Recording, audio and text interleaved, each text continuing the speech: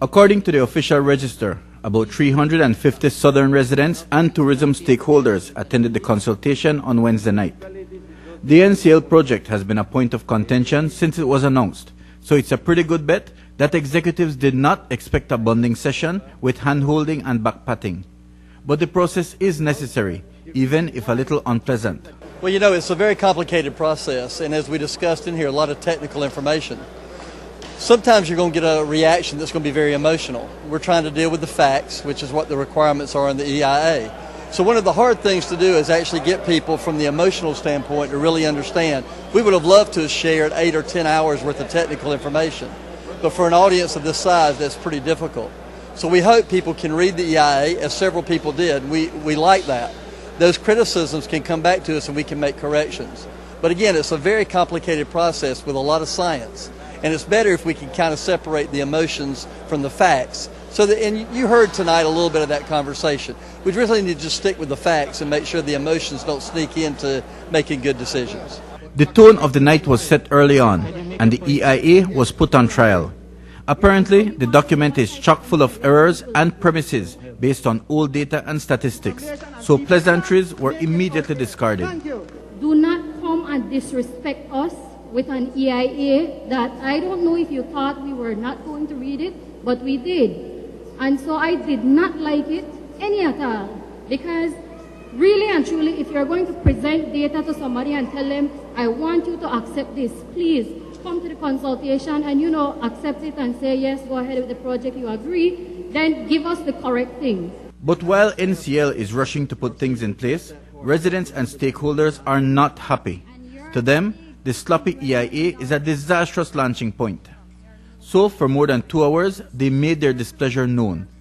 But it wasn't only the EIA. There were many questions about sewage disposal, water treatment, dredging, disposal of garbage, tendering, and employment for Belizeans. We don't want to be servants. Norwegian will survive for the next 100 years if the people are the stakeholders of that industry that we all benefit. We don't want another tourism village like Belize City. You walk out, you get caught between 4 walls, and that's the end of that. You want my support, you have my support, but change the tone of how we talk today, and I need a full report and a specific corrections in that EIA. Mr. Garbutt earlier talked about the tendering. Will Belizeans get an opportunity to invest in the tender, to own the tender so that they feel ownership of this? If they can come up with the capital required to make those investments, yes. What is this multi-billion-dollar Norwegian cruise line doing to assist poor Belizeans to become owners in a company like this? They're investing $50 million in Belize. And you're getting that back in head tax, so it doesn't really make a lot of sense. I think anyone in the room here that's an investor expects some level of return on their investment.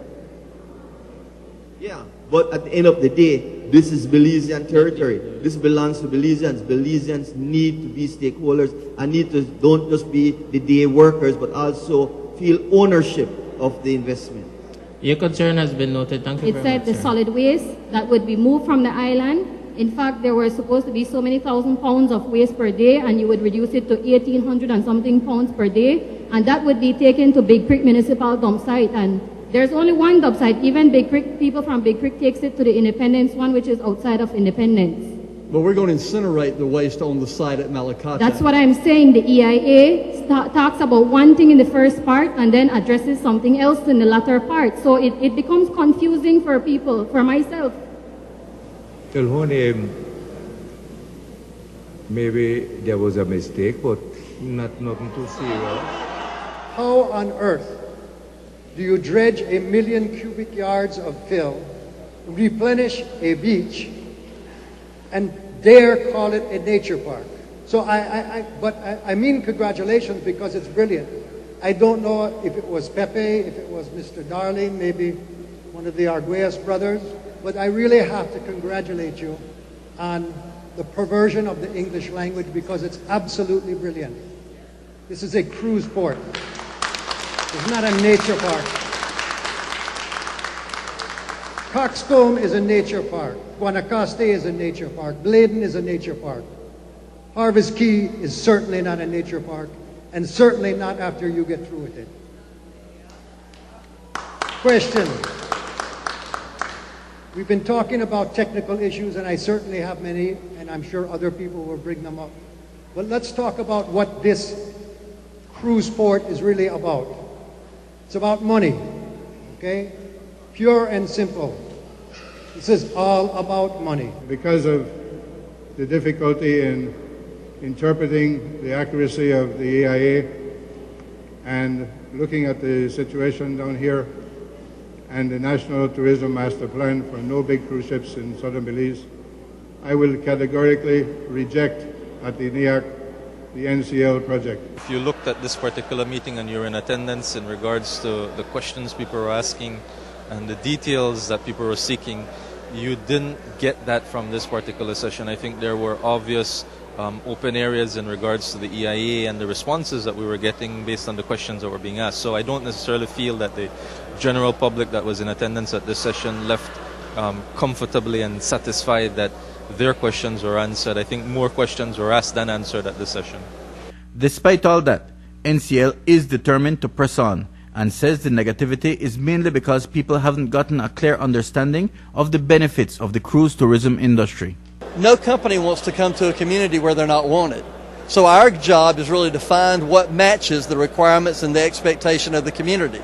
I think what you heard a lot tonight was people still don't have a clear understanding of how this system works, how the cruise industry has positive impacts, and some of the socioeconomic questions have not been answered.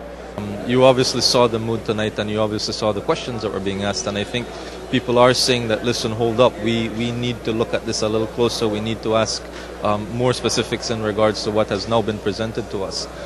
Again, as an organization from the BTIA front, we have gone on the record in regards to, from a NIAC perspective, asking for a public hearing on this matter, as opposed to simply a public consultation. There are a lot of things that need to be looked at in regards to this development, and again, it's evident from the questions being asked tonight. Of the persons who stood on Tuesday night to ask questions, express concerns, or make comments, only about 3 of them expressed support for the project, one of them tentatively. Mike Rodon for News 5.